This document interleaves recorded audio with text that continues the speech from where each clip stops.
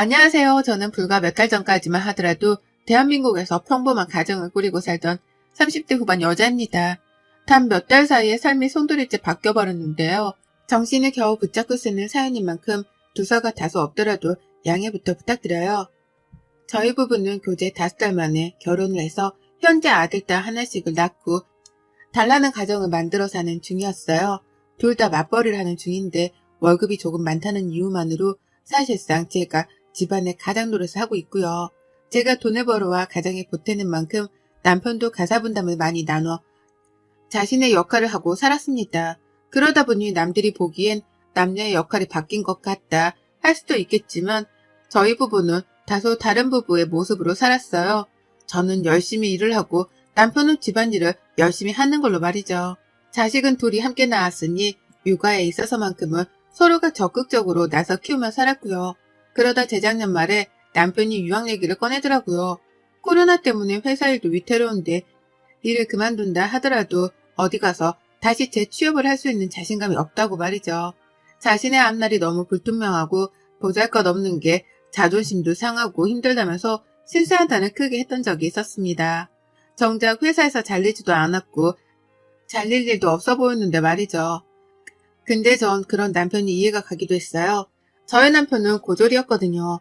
특성화고로 진학을 해서 고등학교를 졸업하자마자 취업을 했고 남들처럼 대학 졸업장을 가지고 있진 않았으나 자격증이랑 자격증은 수두룩하게 보유하던 중이었습니다. 누구보다 공부 욕구가 큰 사람이어서 자격증 하나 따는 것만큼은 30대가 되어서도 멈추질 않고 계속 했었어요. 그런 남편이었는데 갑자기 유학 얘기를 꺼내니 난감했죠. 그럴만하다 싶으면서도 당황스럽게 마찬가지였고요. 남편의 주장은 이랬습니다. 한국에서 대학 진학을 하는 것보다 외국에서 대학 진학을 하는 게 돈은 더 들지라도 입학은 쉽다고 하더라고요. 자격증도 많이 가지고 있고 자신이 경력직이다 보니 이걸 입학 시에 가산점으로 붙여주는 대학도 있다고 말이죠. 이미 혼자서 유학원까지 투어를 하며 상담을 받은 건지 알고 있던 정보들이 빠삭했습니다. 남편의 말을 들어보니 대학 졸업을 하고 나서 잘만 하면 영주권도 받을 수 있을 것 같고 이걸 잘 이용하면 온 가족들이 다 이미 또 가겠구나 싶더라고요. 물론 저는 그럴 생각이 없었으나 애들 영어 교육을 신경 쓰고 있던 찰나에 그리 나쁘지만 않은 조건이었어요. 남편이 학교를 다니는 동안 애들을 번갈아 보내기만 해도 영어 공부는 충분하겠구나 싶었고요. 당장 큰 문제였던 언어는 어떻게 해결할 건지에 대해서도 물었는데 남편은 그 사이 준비를 많이 했더라고요. 기기를 다루는 직업인데 관련 용어가 영어라서 이미 알고 있는 단어들도 수두룩하고 외국인 노동자가 회사에 몇 있는데 대화를 나누려다 보니 영어를 조금씩 쓸 수밖에 없었다면서 자신감에 차 있었습니다. 그러니 제가 별 수 있나요?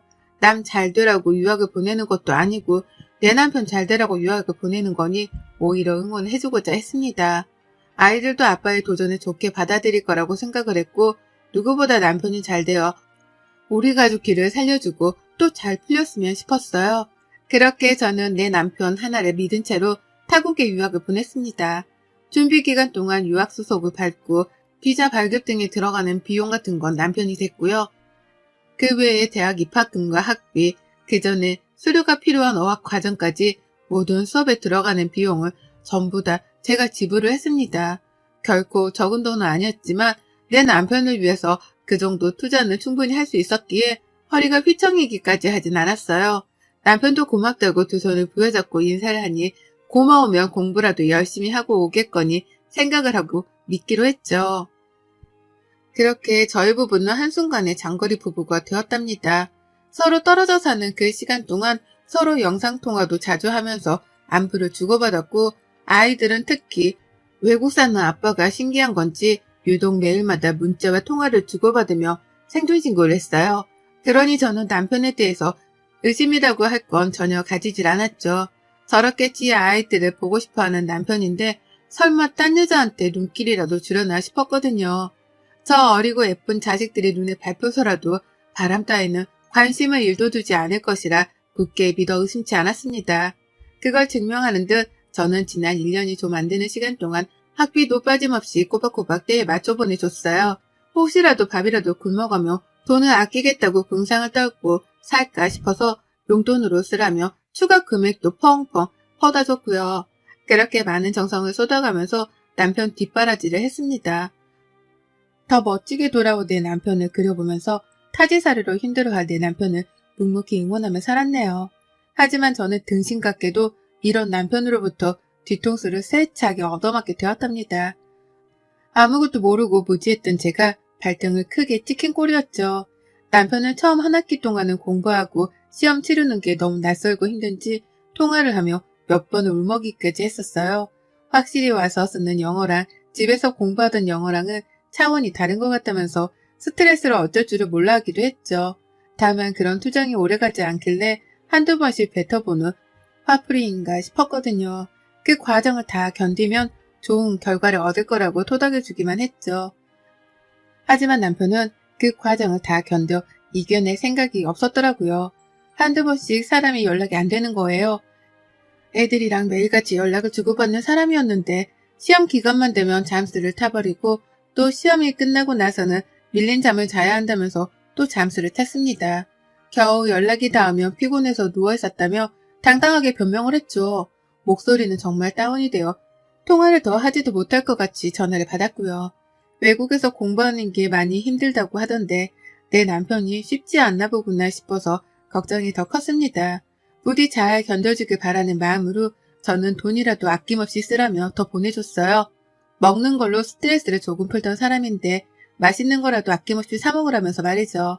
그러면 남편은 그 순간에만 미친 듯이 고맙다고 감사 인사를 전하며 제 돈을 넙죽 받아냈고요. 결코 쉽지만은 않은 장거리 생활에 지칠 법도 했지만 제가 돈을 이렇게까지 퍼주는데도 남편이 딴 길로 셀까 싶어 굳게 믿기만 했습니다. 그런데 막 파이널 시험을 끝마쳤을 시기에 남편에게서 한 통의 전화가 왔어요. 말랑 안 와? 보고 싶다고. 라고 하더라고요. 저보고 자신 있는 나라로 비행기라도 타고 오라는 소리인 줄 알았습니다.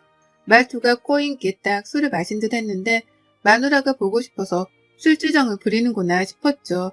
귀여워서 저도 모르게 웃음이 나왔고 비행기 티켓 사줄 거야? 라며 대답을 했는데요. 돌아오는 남편 대답이 이상했습니다. 뭘 비행기야? 한국 가지 말고 내 옆에 딱 붙어있어?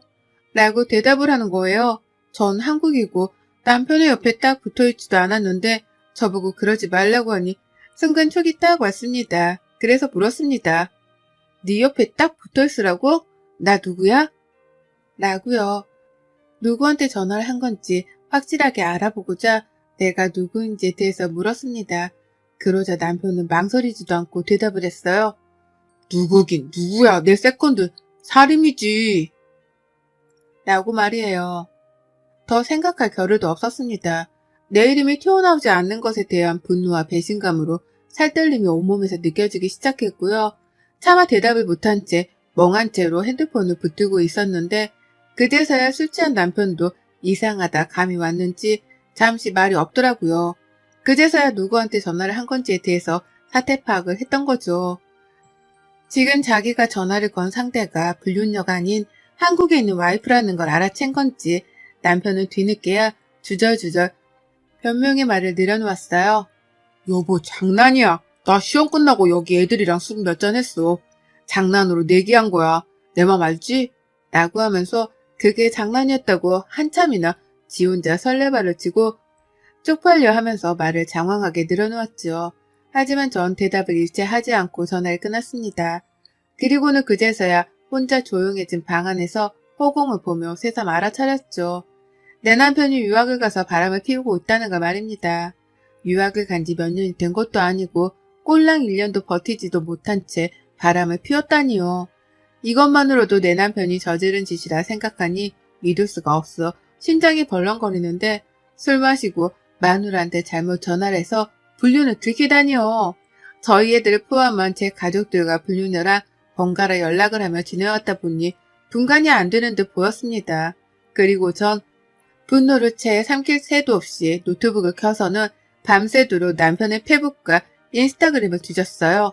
제가 인스타그램을 하는 걸 알아서인지 인스타그램에는 가족에게만 공개를 해놨었고 그래서 페북에 추가된 남편 친구 목록만 한참 뒤졌습니다. 그러다 발견했죠. 정말로 남편이 부른 그 이름 사림이라는 연이 있더라고요. 이름이 다소 특이해서 제가 또렷하게 기억을 했었습니다. 그런데요, 저는 내 남편의 불륜으로 추정이 되는 사람의 계정을 발견했다는 사실과 동시에 또 다른 사실에 경악을 하고 말았어요. 정말 숨이 멎을 뻔했답니다. 글쎄 남편의 그 불륜녀 상대라는 년이 젊은 학생도 아니고 현지 사는 아가씨도 아니고 가정이 있는 유부녀더라고요. 저처럼 딸린 자식이 둘이나 있는 가정이 있는 여자 말입니다. 딱 봐도 저보다 나이가 많아 보이는 것이 40대는 된 것 같은데 페이북 프로필에 자신을 똑 닮은 애들을 양옆에 끼고서 무슨 카페에 앉아 커피를 마시는 사진이 보였어요. 남편이 돈이 많은지 외국 호텔인 것 같은데 도대체 내 남편이랑은 어떻게 만나 관계가 그렇게까지 되었는지 사태 파악이 안 되었습니다. 바로 페북 문자를 보냈어요. 망설이지도 않았습니다. 일단 그 불륜녀 사진까지 다 캡처를 했고 내 남편이랑 서로 친구가 되어 있는 것도 캡처를 했어요. 남편한테는 사림이가 누군지 묻고 관계를 캐는 그 사이 불륜녀한테는 내 남편을 아냐며 또 페북 문자로 막 캐기 시작했죠. 그러더니만 두 사람은 벌써 함께 있기라도 한 건지 동시다발적으로 저한테 칼 답장을 해오더라고요. 불륜녀는 아무것도 모르는데 오해를 하지 말라며 적반하장으로 화를 냈고 남편은 술 취해 말이 헛나온 거라며 아니라는 변명만 잡아뗐습니다. 여자의 촉이란 게 있잖아요. 두 사람의 실시간 문자를 번갈아 보니 분명 두 사람은 그 시각 같이 있는 걸로도 모자라 불륜을 저질러 온 게 분명했어요. 그러니 저는 교미 사이트라도 글을 올려 불륜 사실을 폭로하겠다며 극단적인 조치에 나섰고 그로부터 바로 내 남편을 향한 송금은 정지했습니다. 막 파이널 시험이 끝났으니 다음 학기도 다가오는 중이었고 그 말은 즉슨 등록금 낼 날도 다가온다는 뜻이었는데요. 싹 다 끊기로 했어요. 남편한테는 네 알아서 돈 벌어다 학비를 내고 졸업해서 오라 통보만 했죠. 그러니 남편은 펄쩍 뛰고 울고불고 난리도 아니었어요. 지금 당장 자신 일을 어떻게 구하며 그 많은 학비는 또 어떻게 내냐며 세상이 무너져라 매달리더라고요. 자신이 어떻게 온 유학인데 이대로 포기를 시키려 하냐면서 은근슬쩍 제 탓을 하기도 했고요. 그래서 제가 말했습니다.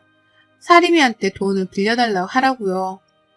유부녀랑 바람까지 피웠는데 그 정도 대가도 못 받냐 하면서 남편에게 있는 쌍욕이란 욕은 다 퍼부어대고 연락을 차단까지 해버렸어요. 더러우니 내 자식들하고도 연락을 하지 말라면서요. 그렇게 남편이랑은 연락을 끊었고 그때부터 저는 귀신에 홀린 사람 마냥 남편의 불륜녀 뒤를 쫓았습니다. 혹시나 해서 페북 주소를 인스타그램에 또 가져다 대어봤더니 바로 그녀의 인스타그램 주소가 뜨더라고요. 비록 비공개 계정이긴 했지만 불륜녀 남편의 인스타그램까지 발견했고요. 당장에 팔로우 신청을 했고 일주일도 기다리지 않아 팔로워가 되었길래 문자를 보냈습니다. 지금 혹시 외국에 살고 있냐며 부인이 외국에 있냐고 말이죠. 내 남편이 유학을 가서 뒷바라지를 해주던 중이었는데 남편의 불륜 사실을 알게 되었고 그 상대가 당신 부인이라서 이렇게 모래를 무릅쓰고 연락을 하게 되었다며 제 상황을 장황하게 설명해 보냈더니만요. 무슨 일이 벌어진 줄 아세요? 상대방 쪽에서 제 번호를 물어보고서는 바로 전화를 하더라고요. 그 남편도 마누라가 자꾸 연락이 안 되어서 오해를 하던 중이었는데 제 연락을 받은 거라면서 펄쩍 뛰며 욕을 날리고 난리도 아니었습니다. 그쪽 남편 말을 들어보니 그 여자는 한국에서 간호사로 일을 했었고 유학을 가서 현지 간호사가 되겠다고 대학을 재학 중이었다 하더라고요. 영주권을 받으면 온 가족들이 다 넘어갈 생각을 하고 준비 중이었다 하면서 말이죠. 이 말을 들으니 정말 두 사람의 불륜이 기정사실화가 된 것 같아 참담했습니다. 비록 평범했어도 정말 이 둘났고 잘 살아온 우리 부부였는데 이렇게 유학 한 번을 간 걸 가지고서 사람이 불륜까지 저지를 수 있었던 건가 싶어서 믿을 수가 없었죠. 믿고 싶지도 않았고요. 애초에 불륜을 저지르려고 유학을 계획한 건가 싶기까지 하는 오해가 들려는 찰나 불륜녀의 남편으로부터 자신은 이혼을 하지 않을 거고 제 남편에게 상간난 소송을 걸 계획이라는 통보를 전해 들었습니다. 같은 처지에 놓인 저에게는 마누라 때문에 미안하다면서 사과까지 하시더라고요. 그리고 전 그 남편분의 사과를 받지 않았습니다. 저도 그 불륜녀에게 똑같이 상간의 소송을 걸 계획이었거든요. 그리고 그날부로 모든 일들은 일사천리로 흘러갔어요. 남편에게 너 소송 걸릴 예정이니 일 더 크게 만들기 전에 당장 한국 들어와라 라고 통보를 했고 모든 용돈이며 학비 송금을 중단한 채로 남편을 내버려 뒀더니만요. 정말 남편이 자진해서 한국에 왔더라고요.